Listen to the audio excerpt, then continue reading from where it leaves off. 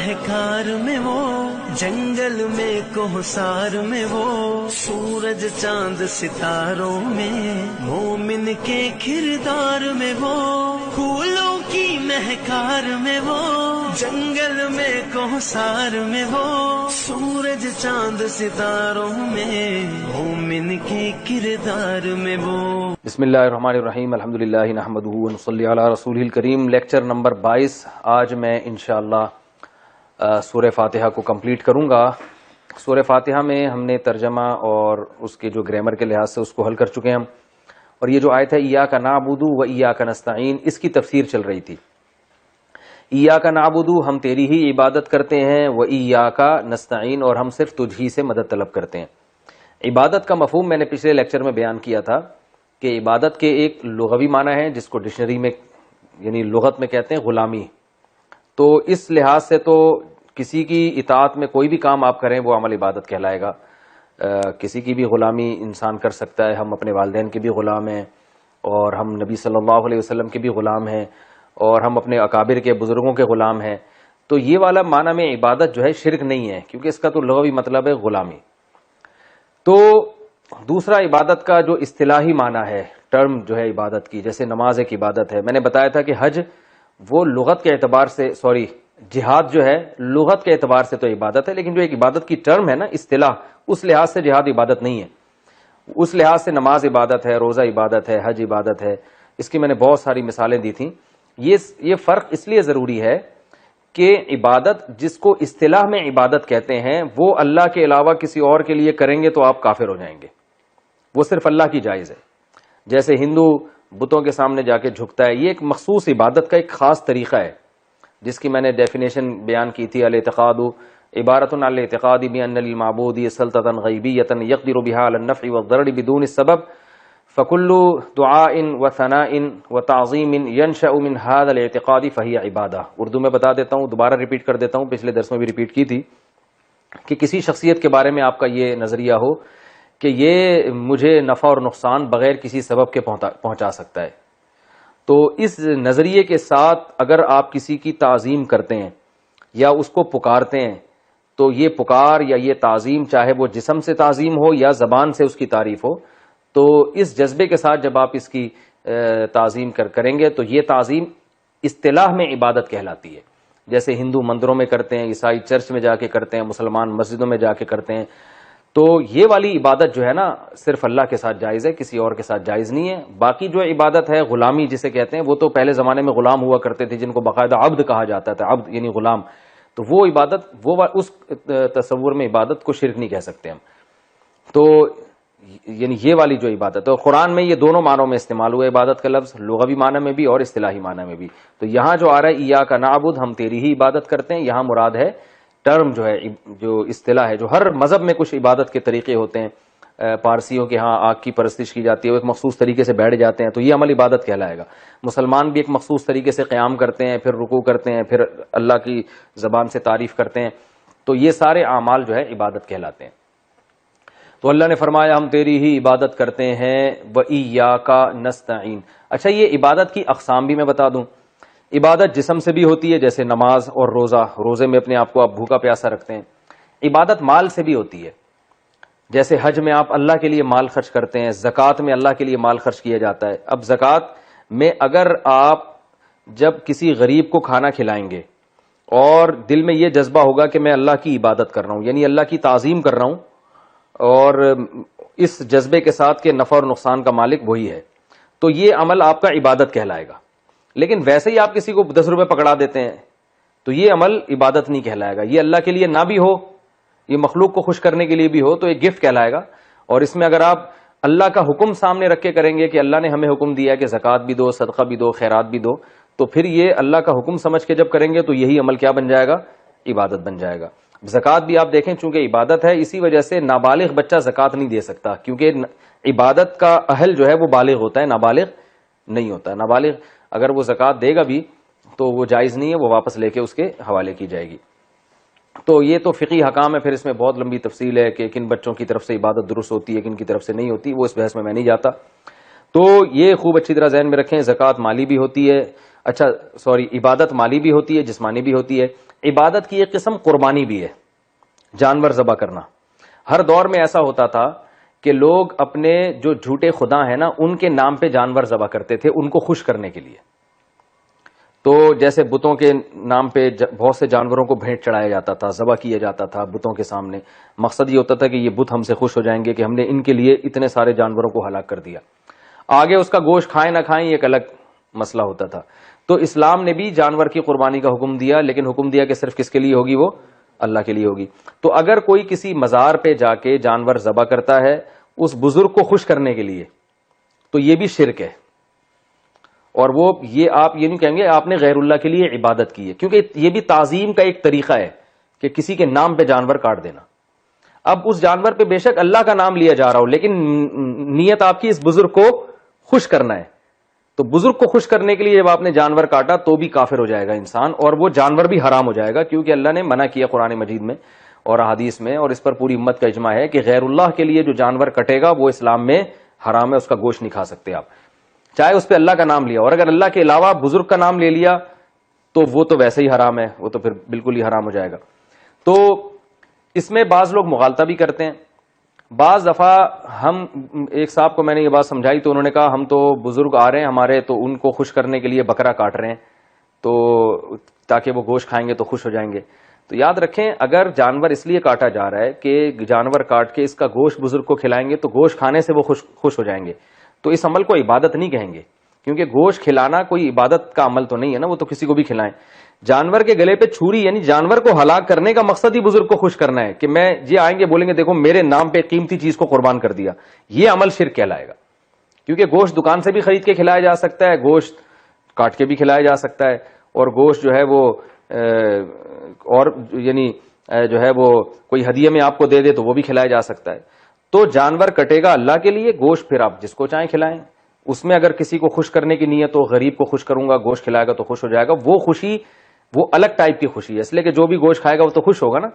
جبکہ جانور کے گلے پہ جو چھری چلتی ہے، جانور کو جو ہلاک کیا جاتا ہے، تو یہ صرف اللہ کے لیے کیا جائے گا، اللہ کو خوش کرنے کے لیے. اس میں کسی بزرگ کی نیت کر لی، کسی انسان کی نیت کر لی، یہ بالکل کفر ہے، حرام ہو جائے گا. تو اس لیے مزاروں پہ جو بکرے کٹ رہے ہوتے ہیں نا وہ نہیں کھایا کریں، ان کو مشکوک ہوتے ہیں. بعض دفعہ مزار پہ بکرے کٹتے ہیں اللہ کے لیے، لیکن نیت یہ ہوتی ہے کہ بکرا تو ہم اللہ کے لیے کاٹ رہے ہیں مگر جتنے مجاور ہیں ان کو گوشت کھلائیں گے. تو یہ نیت سے کیا ہوگا کہ وہ یہ شرک تو نہیں ہے لیکن بدعت ہے، کیونکہ مزاروں پہ بکرے کاٹ کاٹ کے لوگوں کو کھلائیں گے تو لوگ تو اور مزاروں پہ جائیں گے، تو مزاروں پہ میلے ٹھیلے کرنا یہ اسلام میں حرام ہے. تو اب یہاں بھی یہ رکھیں، یہ بات ذہن میں رکھیں. اسی سے ایک اور مسئلہ حل ہوا کہ دنیا کے ہر مذہب میں جو عبادت ہے نا، جو اصطلاح میں جس کو عبادت کہتے ہیں، اس کے لیے اس مذہب میں تعلیمات ہیں، اپنے طریقے سے نہیں ہوتی. جیسے ہندوؤں کے ایک خاص طریقے سے عبادت ہوتی ہے، اور جو سورج کی عبادت کرتے ہیں ان کے خاص طریقے سے، تو اسلام میں بھی ایک مخصوص طریقے سے عبادت ہے. عبادت دنیا کے کسی بھی مذہب میں اپنے طریقے سے نہیں ہوتی، جو مذہب نے گائیڈنس کی ہوتی ہے اسی طریقے سے ہوتی ہے. تو اسلام نے تو بالکل واضح گائیڈنس کی ہے. مثال کے طور پر روزہ جب آپ رکھتے ہیں تو صبح صادق سے لے کے غروب آفتاب تک. اب اگر کوئی روزہ رکھنا چاہے کہ میں غروب آفتاب تک نہیں، میں 8 بجے تک بلکہ عشاء تک میں روزے کو بڑھاؤں گا، تو وہ کالعدم ہے، اس کی کوئی حیثیت نہیں ہے، بلکہ وہ ثواب کی نیت سے کریں گے تو بدعت بن جائے گی وہ. تو اسی طرح یاد رکھیں 5 نمازیں فرض ہیں، مکروہ وقت میں آپ نماز نہیں پڑھ سکتے، 1 رکعت میں 2 سے زیادہ سجدے نہیں کر سکتے، حج آپ صرف ذی الحجہ میں کر سکتے ہیں، شوال میں نہیں ہوتا حج، ٹھیک ہے نا. پھر حج میں آپ 7 چکر لگائیں گے تو 1 طواف مکمل ہوگا، 6 چکر یا 8 چکر کا طواف نہیں ہوتا. طواف میں آپ نے اس طرح گھومنا ہے، اس طرح نہیں گھومنا. تو اسی طرح یاد رکھیں کہ قربانی بھی جو ہے نا، قربانی یہ بھی ایک عبادت ہے. تو اس میں بکرا کب کاٹنا ہے، کتنے دن میں کاٹنا ہے، یہ بھی اللہ کے بتائے ہوئے طریقے کے مطابق ہوگی تو ثواب ہوگا، ورنہ یہ عمل بدعت بن جائے گا. تو اسلام نے ہمیں بتایا ہے کہ جانور جو قربان کرنا ہے وہ بقرعید کے 3 دنوں میں، چوتھے دن آپ قربان کریں گے یا 5ویں دن کریں گے وہ کالعدم ہے، اس کی کوئی حیثیت نہیں ہے. تو بقرعید کے 3 دنوں میں جانور قربان کرنا جائز ہے، یعنی عبادت ہے یہ عمل. جیسے فجر کی نماز کا ایک مخصوص ٹائم ہے نا، سورج طلوع ہو گیا تو فجر کی نماز قضا ہو گئی، اور یا مکروہ وقت میں تو بالکل ہی جائز نہیں ہے. تو جانور کاٹنا بھی جو عبادت ہے اس کا ایک مخصوص ٹائم ہے، ایک بقرعید کے 3 دنوں میں، ایک جب بچہ پیدا ہوتا ہے تو عقیقے میں 2 بکرے آپ کاٹ سکتے ہیں، اور تیسرا اللہ نے جو جانور کاٹنے کو عبادت قرار دیا ہے وہ حج اور عمرے کے موقع پہ، حج کے موقع پہ دم میں یا شکرانے کے جو دم دیا جاتا ہے. اور چوتھا منت کا، بلکہ منت کا بھی اس میں شامل نہیں ہے، میں اس کو ابھی تفصیل بتاتا ہوں.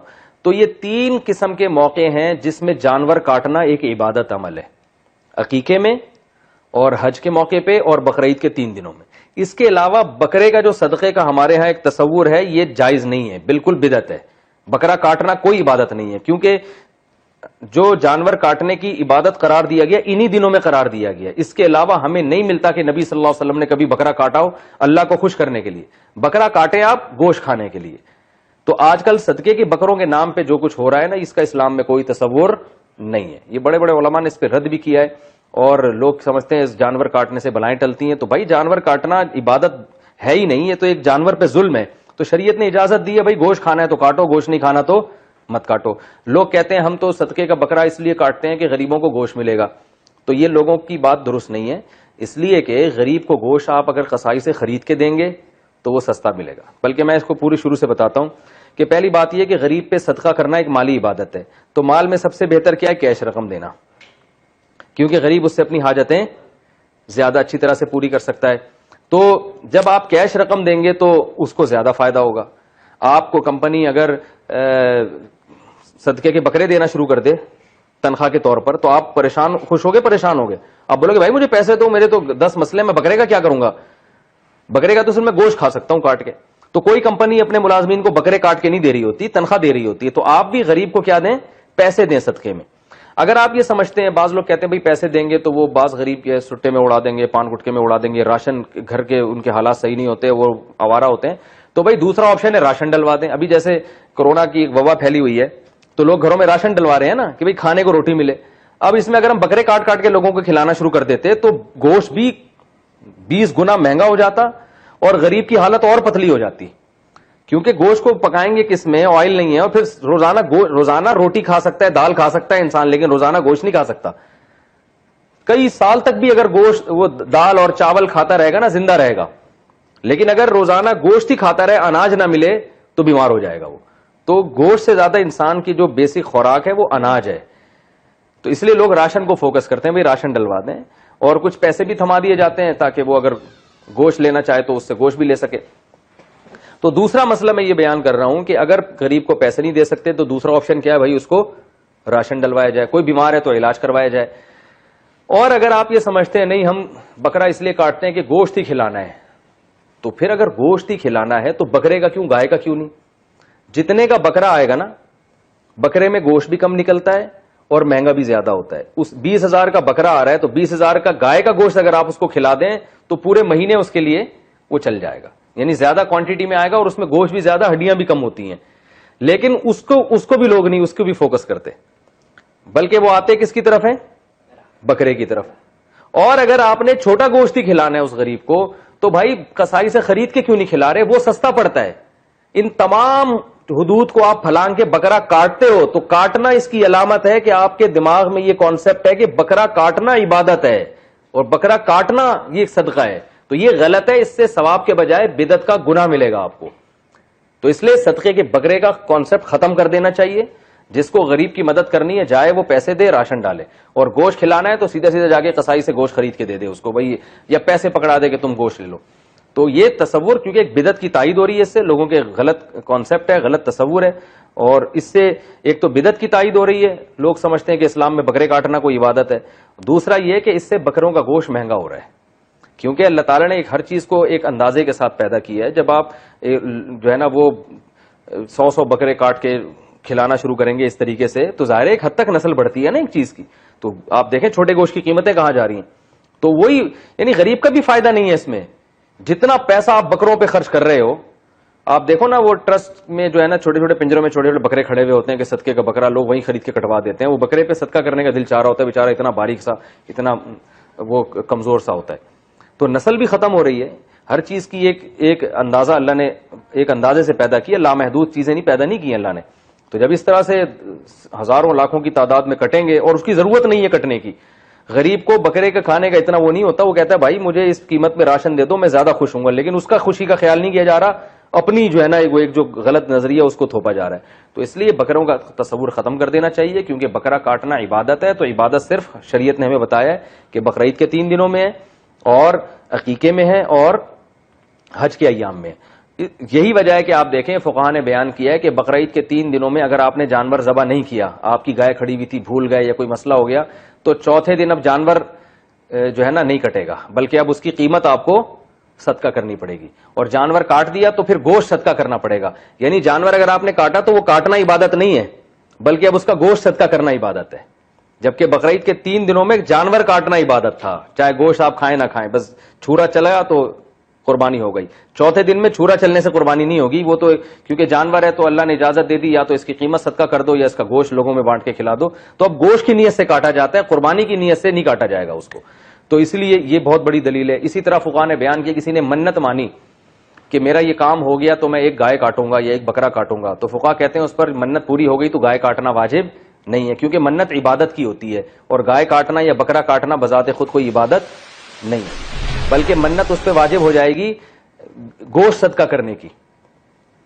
یعنی گوشت کا صدقہ ہے یہ جانور کاٹنے کی منت شریعت میں کالعدم ہے. تو اب اس پر صدقہ چونکہ ایک عبادت ہے, تو اسلام کہتا ہے, فقہاء بتاتے ہیں کہ آپ کو اگر آپ نے منت مانی کہ میرا یہ مریض ٹھیک ہو گیا تو میں 2 بکرے یا ایک گائے کاٹوں گا, تو گائے نہیں کاٹیں, آپ گائے کی قیمت کسی غریب کو دے دیں, یا اس قیمت کا گوشت کسی غریب کو دے دیں, یا گائے کاٹ کے گوشت کسی غریب کو دے دیں. تو کاٹنے سے منت پوری نہیں ہوگی, گوشت غریبوں کو کھلانا پڑے گا. تو یہاں منت بھی جو ہے نا وہ کنورٹ ہو رہی ہے صدقے میں, کاٹنا پھر بھی عبادت نہیں ہے. تو منت بھی جب واجب نہیں ہوتی گائے کاٹنے کی, تو حالانکہ منت کو تو پورا کرنا شرعن واجب ہے, الفاظ اس کے کیا تھے, ورڈنگ کیا تھی, یہ کام ہوا تو گائے کاٹوں گا, تو فقہاء کہتے ہیں یہ الفاظ کا لدم ہے, کیونکہ یہ عبادت نہیں ہے. یہ ایسا ہی ہے جیسے ایک آدمی کہتا ہے میرا یہ کام پورا ہو گیا تو 6 کلومیٹر چلوں گا میں, تو 6 کلومیٹر تھوڑی چلنا واجب ہے.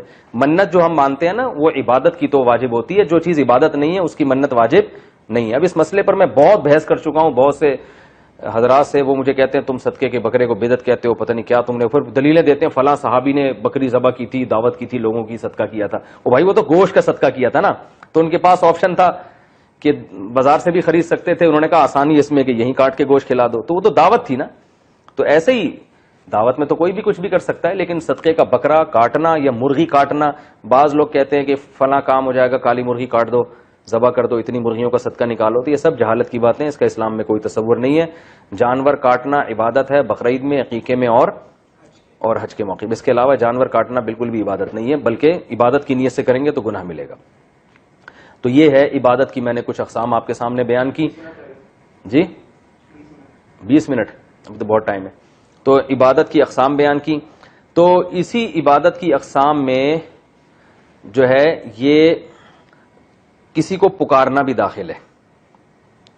اگر آپ کسی سے مدد مانگتے ہیں اس جذبے کے ساتھ کہ یہ میری مدد کر سکتا ہے اور میری مدد کرنے میں اسباب کا محتاج نہیں ہے, تو اس پکار کو بھی شریعت میں دعا کہتے ہیں, اور دعا بھی اسلام میں ایک عبادت ہے, بلکہ مخ العبادت ہے, عبادت کا مغز ہے. تبھی آپ دیکھیں ہر مذہب میں اپنے معبودوں سے مانگا جاتا ہے, تو اسلام میں بھی ہے کہ کس سے مانگو, اللہ سے. اب یہ فرق سمجھیں, یہ بہت اہم فرق ہے. بہت سے لوگ یا رسول اللہ مدد کہتے ہیں, یا غوث آدم مدد کہتے ہیں, یا فلاں مدد یا فلاں مدد. جب ان سے کہا جائے کہ یہ تو شرک ہے, تو کہتے ہیں جب پولیس کو مدد کے لیے پکارنا جائز ہے تو اہل اللہ اور ولی اللہ کو مدد کے لیے پکارنا کیوں جائز نہیں ہے؟ سمجھ میں آ رہی ہے بات؟ بھائی ہیلپ لائن کا مطلب ہیلپ کا معنی ہی مدد ہے نا, تو پولیس کی تو باقاعدہ ہیلپ لائن ہے, جب چاہو 15 پہ فون کرو, مدد کے لیے پکارا بھی جاتا ہے, ہیلپ می بھی کہا جاتا ہے, پلیز ہیلپ می, مجھے بچاؤ, صحیح ہے نا, یہ سارے باتیں کی جاتی ہیں. تو یہ شرک کہاں سے ہو گیا؟ تو خوب سمجھیں کہ پکار کی 2 قسمیں ہیں. اللہ کو جو پکارا جاتا ہے وہ کسی اور تصور میں, اور جو پولیس کو پکارا جاتا ہے وہ کسی اور تصور میں. تو ایک پکار ہوتی ہے جس میں جس کو پکارا جائے وہ آپ کی مدد کرتا ہے اسباب اختیار کر کے. جیسے میں آپ سے کہتا ہوں کہ بھئی آپ, مجھے پیاس لگ رہی ہے, آپ میری پیاس کو بجھائیں, یہ مدد ہے نا. تو آپ اسباب اختیار کرو گے, جو بھی سائنٹیفک اسباب ہیں, وہ آپ جاؤ گے, چل کے جاؤ گے, نلکے سے یوں کھولو گے تو پانی کا کام ہے نیچے آنا, گریوٹی کی وجہ سے نا وہ نیچے کی طرف آئے گا, آپ نے گلاس رکھ لیا, وہ اس میں بھر جائے گا, پھر آپ 2 ٹانگوں پہ چلتے ہوئے آئیں گے اور مجھے پلا دیں گے. تو یہ سارے کام کی کوئی لاجک ہے, کوئی ریزن ہے, یہ سب ایک لاجک کے تحت ہو رہے ہیں. اس پولیس کو بھی جب آپ پکارتے ہیں نا تو موبائل آئے گی, موبائل فون کے ذریعے آپ کی بات ریز کے ذریعے وہاں پہنچے گی, پھر وہ آئیں گے, پھر وہ ڈاکو کا مقابلہ کریں گے. کرنا چاہیے, کریں گے نہیں کریں گے تو اللہ ہی جانتا ہے. تو یہ ساری جو آپ کی مدد ہو رہی ہے یہ اسباب کے تحت ہو رہی ہے. یہ مدد شرک نہیں ہے, یہ تو ہم صبح و شام ایک دوسرے سے کرتے ہیں. شرک وہ مدد ہے کہ جب آپ کو یہ پتا ہو کہ جس کو میں پکار رہا ہوں وہ میری مدد کرنے میں کسی سبب کا محتاج نہیں ہے. مثال کے طور پر آپ ریگستان میں ہیں, دور دور تک پانی کا نام و نشان نہیں ہے, اور آپ کو پتا ہے کہ کہیں نہ دریا ہے نہ پانی ہے, اور اتنا دور آپ کا سفر ہے کہ آپ پیاس سے مر جاؤ گے. ایسے موقع پہ آپ اگر یہ سمجھتے ہو کہ یہ جو میرے ساتھ محترم بزرگ یہ اتنے نیک ہیں کہ ان کو میں پانی کا بولوں گا, تو یہ بس یہ خدا نے ان کو ایسا اختیار دیا ہے کہ یہ اپنی مرضی سے ایسے پانی لا کے میرے سامنے رکھ دیں گے. بس یہ کیونکہ یہ کوئی لاجک نہیں ہوتی ان کے کسی کام کی, ان کو اللہ نے کچھ ماوراء العقل جو ہے نا کچھ اختیارات دیے ہوئے ہیں. اللہ کو تو حق حاصل ہے نا, اللہ کو تو اختیار ہے کہ وہ جب چاہے مدد کر سکتا ہے. تو آگ میں ابراہیم علیہ السلام کو ڈالا, اللہ نے بچا لیا, حالانکہ آگ کا کام ہے جلانا, مگر اللہ نے بچا لیا. اب کیسے بچایا؟ اللہ نے بچا لیا. تو سب کچھ کر سکتا ہے اللہ تعالیٰ. تو اللہ کے علاوہ کوئی بھی سبب کے بغیر کچھ بھی نہیں کر سکتا, ایک کام بھی نہیں کر سکتا. اگر آپ کا یہ کسی کے بارے میں بھی نظریہ ہے کہ یہ کر سکتا ہے, تو یہ نہیں کہ مختار کل کہ سارے اختیارات اللہ نے دیے, سارے نہیں, ایک اختیار بھی اللہ نے ایسا کسی کو نہیں دیا کہ وہ اسباب سے ہٹ کے آپ کے کوئی کام کر دے, ایک بھی نہیں دیا ہے. مختار کل ہونا تو بہت دور کی بات ہے.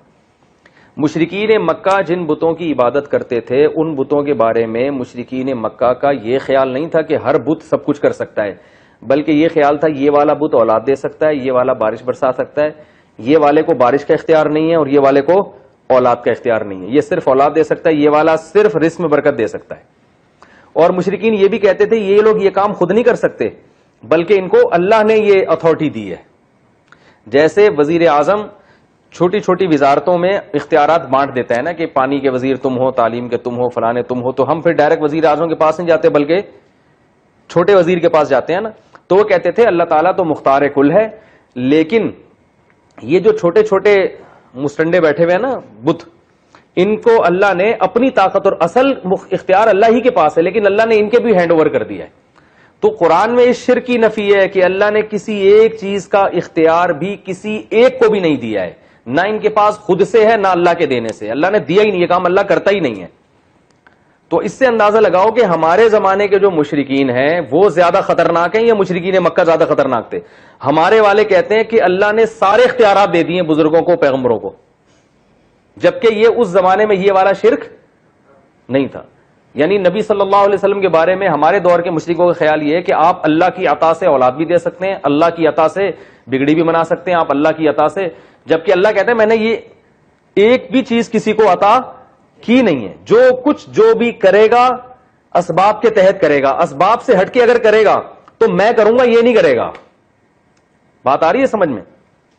تو وہ سارے کام میں کروں گا, یہ نہیں کریں گے. تو اس قرآن میں جگہ جگہ اس شرک کی نفی ہے. تو آپ اگر کسی کو پکارتے ہیں اس جذبے کے ساتھ کہ یہ میرا فلاں کام بنا دے گا اور یہ بنانے میں مختار ہے, اس کو اللہ نے ہینڈ اوور کر دیا, اب یہ اللہ سے جو ہے نا اللہ نے اس کو مکمل اختیار دے دیا ہے, تو ایک کام کے بارے میں بھی اگر آپ کا یہ عقیدہ نظریہ ہے نا, چاہے محمد صلی اللہ علیہ وسلم کے بارے میں بھی کیوں نہ, اسی وقت آپ کافر ہو جاؤ گے, پکے کافر, اور آپ کے کفر میں شرک میں کسی کا اختلاف نہیں ہوگا, اسی وقت کافر ہو جائے گا. کیونکہ اللہ کہتا ہے میں نے دیا ہی نہیں اختیار کسی کو, جو کچھ جو بھی کرے گا وہ اسباب کے تحت کرے گا, اس کی کوئی لاجک ہوگی, چاہے وہ پیغمبر ہوں چاہے وہ فرشتے ہوں. یہاں پھر ہمارے دور کے مشرکین یہ کہتے ہیں کہ کیوں نہیں دیے بھائی اللہ نے اختیارات, اللہ نے فرشتوں کو اختیارات دیے نا بارش برسانے کا, فلاں فرشتہ بارش برساتا ہے, فلاں جو ہے نا وہ دانے کو گٹلی کو پھاڑ کے تناور درخت بناتا ہے. یہ اشکالات کیے جاتے ہیں.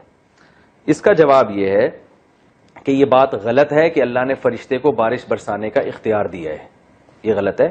اللہ فرشتے سے کام لیتا ہے. اس کی مثال بڑی پیاری مثال علماء نے دی ہے کہ قلم کے ذریعے آپ لکھتے ہیں, قلم کو لکھنے کا اختیار دیتے نہیں. پین جو ہے نا, آپ نے کوئی بھی تحریر لکھنی ہے, بسم اللہ لکھنی ہے, تو آپ جیسے جیسے پین کو گھماؤ گے لکھے گا. تو پین سے آپ کام تو لے رہے ہیں, لیکن پین کو یہ اختیار نہیں کہ خود ہی گھومنا شروع کر دے. یہی وجہ ہے کہ جب لکھنے کا آرڈر کیا جائے گا تو قلم کو نہیں کیا جائے گا, جس کے ہاتھ میں قلم ہوگا اس کو آرڈر کیا جائے گا. تو اللہ بارش برساتے ہیں فرشتوں کے ذریعے, فرشتوں کو اختیارات نہیں ہے. بالکل فرشتہ اللہ کے ہاتھ میں ایسے ہے جیسے قلم کاتب کے ہاتھ میں ہوتا ہے, رائٹر کے ہاتھ میں ہوتا ہے. تو یہی وجہ ہے کہ ہم فرشتوں کو کبھی نہیں پکارتے کہ ہمیں اولاد دو, ہمیں یہ دو. ہم کو پتا ہے بھائی فرشتے کو تو اختیار ہے ہی نہیں. بات آ رہی ہے سمجھ میں؟ یہ بہت اہم ٹاپک ہے, اس کو اچھی طرح سمجھیں. شرک کا مفہوم ہی لوگوں کو معلوم نہیں ہے. تو یہ خالصتاً کس کا اختیار ہے؟ اللہ کا اختیار ہے. اولاد دینے کا بھی, جو بھی کام جن میں کوئی, دیکھو ڈاکٹر کے پاس جاتے ہیں میاں بیوی, بھائی اولاد نہیں ہو رہی, ڈاکٹر دوائیں دے دے گا سب کچھ, کے بعد آج آئے گا بھائی نہیں ہو سکتی آپ کی اولاد, کیا کریں؟ تو ہم کس کو پکارتے ہیں؟ اللہ کو. اگر زکریا علیہ السلام حکیم یا ڈاکٹر کے پاس جاتے ہیں بڑھاپے میں اپنی بانج بیوی کو لے کے, تو حکیم دروازہ بند کر لیتا, بولتا بھائی کیا ہو گیا, ایک تو بوڑھے ہو گئے, اس میں تو جو جن کے جوانی میں اولاد ہوئی ہو ان کے اس عمر میں نہیں ہوتی, اور دوسرا آپ کی بیوی ویسے بھی بانج ہے اور بوڑھی بھی ہو گئی, تو امپاسبل, یہی کہہ دیتا نا. تو اس لیے زکریا علیہ السلام کسی حکیم کے پاس نہیں گئے. اگر جاتے تو یہ شرک تھا, وہ سمجھتے کہ یہ اس کو اختیار دیا ہے, اللہ کو پکار رہے ہیں, تو اللہ نے کہا میں دے سکتا ہوں. زکریا علیہ السلام نے کہا کیسے ہوگی؟ اللہ نے فرمایا پانی کے قطرے میں جان ڈال کے تمہیں انسان بنا دیا, تو بڑھاپے میں اولاد نہیں دے سکتا. تو اللہ بغیر باپ کے بھی پیدا کر سکتا ہے, بغیر ماں باپ کے آدم کو پیدا کیا اس نے, وہ کچھ کرنے کے لیے کسی صغرے کبرے اور تانے بانے ملانے کا محتاج نہیں ہے. تو اس قسم کے کام کا اللہ نے کسی ایک کو بھی اختیار نہیں دیا ہے کہ وہ ایک کام بھی کر سکے.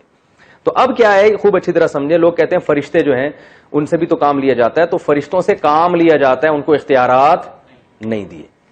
پھر بعض لوگ معجزوں کی مثال دیتے ہیں کہ نبی صلی اللہ علیہ وسلم نے چاند کے 2 ٹکڑے کر دیے.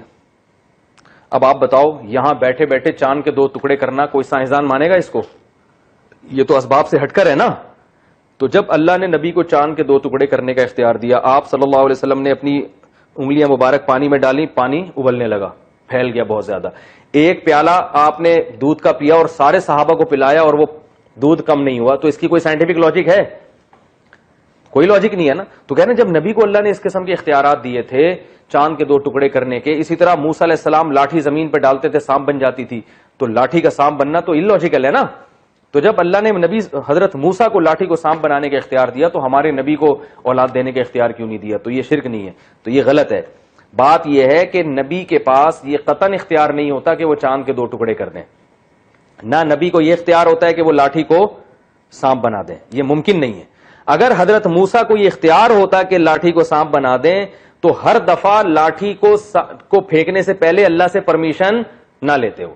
پہلی دفعہ جب کوہ طور میں اللہ سے ملاقات ہوئی تو اللہ نے موسیٰ علیہ السلام سے کہا یہ لاٹھی کو زمین پہ ڈالیں. جب وہ زمین پہ ڈالا وہ سانپ بن کے دوڑنے لگی, موسیٰ علیہ السلام پیچھے مڑ کے بھاگ گئے خوف کی وجہ سے. اگر انہوں نے خود بنائی ہوتی یا اللہ نے ان کو اختیار دیا ہوتا جب چاہو بنا لو, تو خود خوف زدہ تھوڑی ہوتے, وہ تو حیران ہو رہے تھے یہ ہو کیا رہا ہے. اللہ نے کیا فرمایا, خذھا ولا تخف سنعیدھا سیرتھا الاولی, اے موسیٰ اس کو تو دوبارہ پکڑ لے, ہم اس کو دوبارہ واپس پچھلی کنڈیشن میں لے آئیں گے. تو یہاں لاٹھی کو سانپ بھی اللہ بنا رہا ہے, پرانی کنڈیشن میں بھی کون لا رہا ہے؟ اللہ لا رہا ہے. تو ہر جگہ ایسی میں ڈیٹیل میں جاؤں گا, جتنے معجزے ہیں سب میں اللہ ہی کر رہا ہے وہ. تو حضرت عیسیٰ علیہ السلام جو مردے کو پھونک مار رہے ہیں, صرف پھونک مار رہے ہیں, زندہ کون کر رہا ہے؟ اللہ کر رہا ہے. پھونک مارنے کی تو لاجک ہے, لیکن زندہ کرنے کی لاجک وہ اللہ کر رہا ہے. تو اسی طرح یاد رکھو, جب نبی صلی اللہ علیہ وسلم نے چاند کو یوں کر کے اشارہ کیا, تو یہ آپ صلی اللہ علیہ وسلم نے 2 ٹکڑے نہیں کیے, یہ کس نے کیے ہیں؟ اللہ نے کیے ہیں. کسی بشر کو اللہ نے ایسے اختیارات نہیں دیے, یہ اللہ نے اپنی طاقت اور قدرت سے کیے ہیں. تو معجزے میں بھی اور کرامت میں بھی, جو اہل اللہ ولی اللہ کی جو کرامت ہوتی ہے نا, اس میں بھی ارادہ اللہ کا ہوتا ہے, ہاتھ پیغمبر کا یا ولی اللہ کا استعمال ہو رہا ہوتا ہے. یہ یعنی اپنا ان کا ارادہ نہیں ہوتا, نہ ان کو یہ اختیار ہوتا ہے. اس پر پھر ایک اشکال ہوگا, وہ اشکال یہ ہوتا ہے کہ قرآن میں تو یہ بھی آتا ہے کہ حضرت جبریل علیہ السلام آئے اور حضرت مریم سے کہا کہ انسانی شکل میں آئے. حضرت مریم گھبرا گئیں کہ یہ مرد کیسے, تو انہوں نے فرمایا کہ میں اللہ کا فرشتہ ہوں, لِأَهَبَ لَكِ غُلَامًا زَكِيًّا, میں اس لیے آیا ہوں تاکہ آپ کو ایک نیک بیٹا عطا کر دوں. تو مشرکین یہ کہتے ہیں کہ دیکھو فرشتہ خود عطا کر رہا ہے, اس کا مطلب اللہ نے فرشتے کو یہ اختیار دیا ہے کہ وہ بیٹا بھی دے سکتا ہے. اب عورت کے بغیر شوہر کے بیٹا, یہ لاجیکل ہے یا illogical ہے؟ بولو نا بھائی, کوئی سائنٹیفک لاجک نہیں بنتی نا. تو پتہ یہ چلا کہ جب فرشتہ وہ اپنی, اللہ نے اس کو یہ اختیار دے دیا کہ مریم کو جا کے بیٹا دے دو, تو محمد صلی اللہ علیہ وسلم کا مقام تو جبریل سے بھی بلند ہے, ان کو اللہ نے کیوں اختیار نہیں دیا؟ اس کا جواب سمجھیں کہ یہ نسبت مجازی ہے. حضرت جبریل علیہ السلام جو کہہ رہے ہیں میں تجھے بیٹا عطا کر دوں، مطلب یہ نہیں ہے کہ میں عطا کر دوں. عطا کون کرے گا؟ میں کروں گا. میں چونکہ صرف پھونک ماروں گا تیرے رحم میں تو ذریعہ بن رہا ہوں، تو مجازن میں نے اپنی طرف نسبت کر دی. یہ عرف میں ایسا ہوتا ہے کہ ایک آدمی ایک چیز کا ذریعہ بن رہا ہوتا ہے. جیسے ہم جب قلم سے لکھ رہے ہوتے ہیں ایک چیز، قلم کو اختیار نہیں ہوتا، لیکن ہم کہتے ہیں یہ قلم کی تحریر ہے، یہ قلم نے لکھا ہے. نہیں یاری بات، قلم نے تو آج کمال کر دیا، ایسا مضمون لکھا ہے. تو لکھا تو قلم نے تھوڑی، رائٹر کا کمال ہوتا ہے. قلم تو جدھر گھماؤ ادھر کو گھوم رہا ہے وہ. تو یہ مجازی نسبت ہے. اس کی دلیل خود قرآن ہی سے ثابت ہے. قرآن میں آتا ہے کہ اللہ تعالیٰ فرماتے ہیں کہ یا ایھا النبی لما تحرم ما احل اللہ لک، اے نبی جس چیز کو اللہ نے حلال کر دیا آپ کیوں حرام کر رہے ہیں؟ یعنی آپ کو اللہ کے حلال کو حرام کرنے کا اختیار نہیں ہے. دوسری جگہ قرآن میں آتا ہے کہ حلال و حرام کرنے کا اختیارات صرف کس کے پاس ہیں؟ اللہ کے پاس ہیں. بہت وضاحت کے ساتھ ہے. لیکن دوسری طرف قرآن میں یہ بھی آتا ہے یحل لهم الطیبات ویحرم علیہم الخبائث، کہ نبی جو ہم نے بھیجے ہیں ان کا کام یہ ہے کہ یہ ناپاک چیزوں کو حرام کر دیں گے اور پاک چیزوں کو حلال. ایک طرف قرآن کہہ رہے ہیں حلال و حرام صرف میں کرتا ہوں، نبی نہیں کرتے. ایک طرف قرآن کہہ رہے ہیں یہ حرام کریں گے. تو بات یہ کہ اللہ جب حلال کرے گا یا حرام کرے گا تو کس کی زبان کے ذریعے؟ نبی کے ذریعے ہمیں پتا چلے گا نا یہ حلال ہے. تو نبی چونکہ ذریعہ بن رہے ہیں تو مجازن ان کی طرف نسبت کر دی ہے. اس کو کہتے ہیں شارٹ کٹ. اور یہ عرف میں ہوتا ہے. ہم کہتے ہیں گاڑی پنچر ہو گئی، حالانکہ گاڑی کا ٹائر پنچر ہوا ہوتا ہے نا. لوگ کہتے ہیں نا دعوت میں بریانی کی 3 پلیٹیں کھا گیا. پلیٹیں نہیں کھائی ہوتی، پلیٹ کے اندر جو بریانی ہوتی ہے وہ کھائی ہوتی ہے. مجازن نسبت کس کی طرف کرتے ہیں؟ پلیٹ. یہ عرف میں چلتا ہے کہ ایک چیز کی حقیقی نسبت سے ہٹا کے اس کو کسی بھی مناسبت سے کسی ایسی چیز کی طرف کر دیا جاتا ہے جو اصل فاعل نہیں ہوتا. یہ عرف میں ہوتا ہے. نبی صلی اللہ علیہ وسلم کو شارع کہا جاتا ہے. شارع کا مطلب شریعت بنانے والا. حالانکہ آپ شریعت بنانے والے تھوڑی ہیں، بلکہ آپ تو جو اللہ نے شریعت بتا دی اس کے بتانے والے ہیں. اس کی اور مثال ایسے جیسے لوگ پوچھتے ہیں یار کیا مفتیوں نے اس چیز کو جائز قرار دے دیا کہ نہیں قرار دے دیا؟ لوگ کہتے ہیں نا کیا کہہ رہے ہیں بھائی مفتیان کرام، یہ اسلامی بینکنگ کو مفتیان کرام جائز قرار دیتے ہیں، حالانکہ کسی چیز کو حلال یا حرام قرار دینا مفتیوں کا کام ہے. بولو بھائی یہ تو اللہ کا کام ہے. لیکن مجازن نسبت ہے کہ بھائی اللہ نے جائز کیا تو بتائیں گے کون؟ مفتی بتائیں گے نا. تو نسبت مجازن کی جاتی ہے. تو یاد رکھو ہم جب کہتے ہیں نبی نے چاند کے 2 ٹکڑے کر دیے، اس میں ہمارا مقصد یہ ہرگز نہیں ہوتا کہ نبی نے کیے ہیں. کیے کس نے؟ اللہ نے. نسبت کس کی طرف ہو رہی ہے؟ نبی کی طرف. یہ نسبت مجازن ہے. اس کی ایک اور دلیل دیکھیں، بس یہ میں ٹاپک ختم کرتا ہوں. سورہ نمل میں سلیمان علیہ الصلوۃ والسلام کے دربار میں جب ملکہ سبا آنے لگی اپنے ملک سے چل کے، تو سلیمان علیہ السلام نے کہا کہ وہ درجنوں سینکڑوں کلومیٹر دور سے جو ملکہ سبا آ رہی ہے تو یا ایھا الملأ ایکم یاتینی بعرشھا قبل ان یاتونی مسلمین، کون ہے جو اس کا تخت اٹھا کے لے آئے اس کے یہاں پہنچنے سے پہلے؟ تو ایک بزرگ بیٹھے تھے، انہوں نے کہا آپ کی پلک جھپکنے سے پہلے میں لے آؤں گا. یہ کہا اور لے آئے. یہ ان کے الفاظ ہیں. انا آتی کا بھی، میں لے کر آؤں گا، قبل ان یرتد الیک طرفک، اس سے پہلے کہ آپ کی پلک جھپکے. یہ کہا اور حاضر. تو یہ کرامت ہے یا نہیں؟ سائنٹیفک لاجک تو نہیں بنتی نا اس کی. ارے بھائی کیا ہو گیا؟ آپ سے بھی خطاب کر رہا ہوں میں. کوئی سائنٹیفک لاجک بنتی ہے کہ اتنی دور سے؟ یہ تو آج ممکن نہیں ہے. سائنس نے آج اتنی ترقی کر لی، آج ممکن نہیں ہے کہ 1 سیکنڈ میں اتنا بڑا تخت ایک دوسرے ملک سے یہاں پہنچ جائے. تو اس دور میں تو اور ناممکن تھا. تو یقیناً یہ کرامت ہے کہ ہاتھ ان بزرگ کا استعمال ہوا، لیکن کام کس نے کیا؟ اللہ نے. مگر نسبت وہ بزرگ اپنی طرف کر رہے ہیں. انا آتی کا بھی، میں لے کر آؤں گا. لیکن جب وہ لائے ہیں نا تو سلیمان علیہ السلام نے ان بزرگ کا شکر نہیں ادا کیا، بلکہ جیسے ہی تخت اپنی آنکھوں کے سامنے دیکھا فلما رآہ مستقرا عنده قال هذا من فضل ربی. بات سمجھ میں آ رہی ہے؟ کہا جیسے ہی تخت، ان بزرگ نے کہا نا میں آپ کی آنکھ جھپکنے سے پہلے لے آؤں گا، یہ کہا اور تخت کیا ہے سامنے. تو فوراً سلیمان علیہ السلام نے یہ نہیں کہ اٹھ کو گلے لگایا ان کو، ارے بھائی زندہ آباد یار کمال کر دیا. وہ ان کا کمال تھا ہی نہیں، انسان کے بس میں یہ ہے ہی نہیں. تو فوراً کہنے ھذا من فضل ربی فلما رآہ مستقرا عنده، جیسے ہی وہ تخت انہوں نے اپنی آنکھوں کے سامنے دیکھا قالا، فوراً کہا ھذا من فضل ربی، یہ میرے رب کا فضل ہے. لیبلونی اشکر ام اکفر، اللہ مجھے آزما رہا ہے کہ میں ان نعمتوں کو دیکھ کے اس کا شکر گزار بنتا ہوں یا ناشکری کرتا ہوں. تو فوراً اللہ کی طرف نسبت، کیونکہ ان کو پتا تھا یہ ان کا کمال نہیں ہے، یہ کس نے کیا ہے؟ اللہ نے کیا. سوال پیدا ہوتا ہے جب اللہ نے کرنا تھا تو سلیمان علیہ السلام سے ہی ڈائریکٹ ہی کروا دیتا. تو اللہ کی عادت ہے کہ بعض دفعہ کسی کی فضیلت کو ثابت کرنے کے لیے اس کے ہاتھ پہ کام ظاہر کر دیتے ہیں. تو اللہ ان بزرگ کی بھی ویلیو بڑھانا چاہتے تھے کہ اے سلیمان آپ تو پیغمبر ہیں، لیکن یہ جو آپ کے امتی ہیں ان کو بھی آپ ہلکا نہ سمجھیں، اللہ کے محبوب ہیں. تو اللہ آج یہ کام جو تخت وہاں سے یہاں اٹھا کے لائے گا نا، ان کے ہاتھ پہ کرے گا. جیسے اللہ تعالیٰ کسی اور کو بھی تو بغیر شوہر کے اولاد دے سکتے تھے. حضرت مریم کو کیوں دی ہے؟ بھائی وہ اللہ کی محبوب بندی تھی نا، تو ان کو بغیر شوہر کے اولاد دے دی اللہ نے. عام لوگوں کے نہیں ہوتا. تو کرامت اللہ کا عمل ہے، لیکن ہوتا کس کے ہاتھ پہ ہے؟ بزرگوں کے، جو اللہ کے محبوب ہوتے ہیں ان کے ہاتھ پہ ہوتا ہے. تو یہ پوری تقریر سمجھنے سے مقصد، بتانے کا مقصد یہ ہے کہ بھائی جب بھی ہم کسی کو پکاریں گے یہ جذبہ رکھے کہ اللہ نے اس کو اختیار دیا ہے اور یہ اپنی مرضی سے یہ کام کر سکتا ہے، حالانکہ اس کی کوئی لاجک بنتی نہیں ہے، تو آپ اسی وقت اسلام سے خارج، کیونکہ دعا بھی ایک عبادت ہے. اچھا، اس قسم کی پکار کو دعا کہا جاتا ہے. پولیس کو جب آپ ہیلپ کے لیے بلائیں گے، یہ دعا، یہ عمل دعا نہیں کہلاتا، یہ عمل دعا نہیں کہلاتا، یہ ہیلپ کچھ بھی کہلائے گا، دعا نہیں کہلائے گا. تو جب ہم دعا مانگتے ہیں نا تو صرف اللہ سے جائز ہے، پیغمبر سے، فرشتوں سے، بزرگوں سے، مزاروں سے حرام ہے، شرک ہے. تو اس جذبے سے جب آپ کسی وہ پکاریں گے یہ عمل دعا کہلائے گا، اور یہ صرف اللہ کے حق میں آپ رکھ سکتے ہیں کہ اللہ کو اختیار ہے، باقی کسی کو اختیار نہیں ہے. سمجھ میں آ گئی بات یہاں تک؟ تو یہ جو قرآن نے کہا ایاک نعبد، اے اللہ ہم تیری ہی عبادت کرتے ہیں، اس میں خود بخود ایاک نستعین آ گیا، کیونکہ عبادت میں مدد مانگنا بھی ہے. لیکن نستعین کو الگ سے بیان کیا ہے، عبادت کی اس قسم کو الگ سے بیان کیا، کیونکہ یہ والا شرک بہت زیادہ ہے. سمجھ رہے ہیں بھائی؟ ایاک نعبد، اے اللہ ہم تیری ہی عبادت کرتے ہیں، تو اس میں دعا خود بخود آ گئی نا، مدد مانگنا خود بخود آ گیا، تو الگ سے بیان کرنے کی ضرورت نہیں تھی. جیسے ہم یوں کہیں ایاک نعبد و ایاک ولک نصلی، اے اللہ ہم تیری عبادت کرتے ہیں اور صرف تیلڑی نماز پڑھتے ہیں، تو ضرورت نہیں تھی. بھائی عبادت کہہ دیا تو حج بھی آ گیا، نماز بھی آ گئی، دعا بھی آ گئی، سب کچھ آ گیا. لیکن دعا کو الگ سے اس لیے ذکر کیا کہ یہ الگ سے شرک کثرت سے ہو رہا ہے. تو اللہ نے کہا کہ یوں کہو کہ اللہ ہم تیری عبادت کرتے ہیں، اور تمہاری توجہ اس طرف بھی جائے کہ دعا بھی صرف کس سے؟ تجھ سے مانگتے ہیں. مدد بھی اسباب سے ہٹ کے جو مدد ہے وہ بھی صرف تجھ سے مانگتے ہیں، کیونکہ یہ ایک اہم قسم تھی عبادت کی، اس لیے اس کو الگ سے ہائی لائٹ کیا گیا ہے. تو جلدی سے میں مکمل کر دوں، ایاک نعبد و ایاک نستعین. تو ٹائم پورا ہو گیا ہے، تو آگے اہدنا الصراط المستقیم صراط الذین انعمت علیہم غیر المغضوب علیہم ولا الضالین، یہ پھر انشاءاللہ اگلے سیشن میں بیان کروں گا. کوئی اس بارے میں سوال ہو تو پوچھیں جلدی سے، 1 منٹ ہے تو اس میں سوال نمٹا دیں.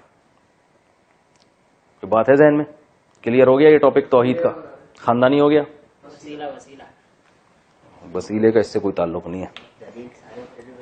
چلیں پھر وہ اگلے میں وسیلے پر بھی بات کروں گا، وسیلہ شرک ہے یا نہیں اگلے. پھولوں کی مہکار میں وہ، جنگل میں کوہسار میں وہ، سورج چاند ستاروں میں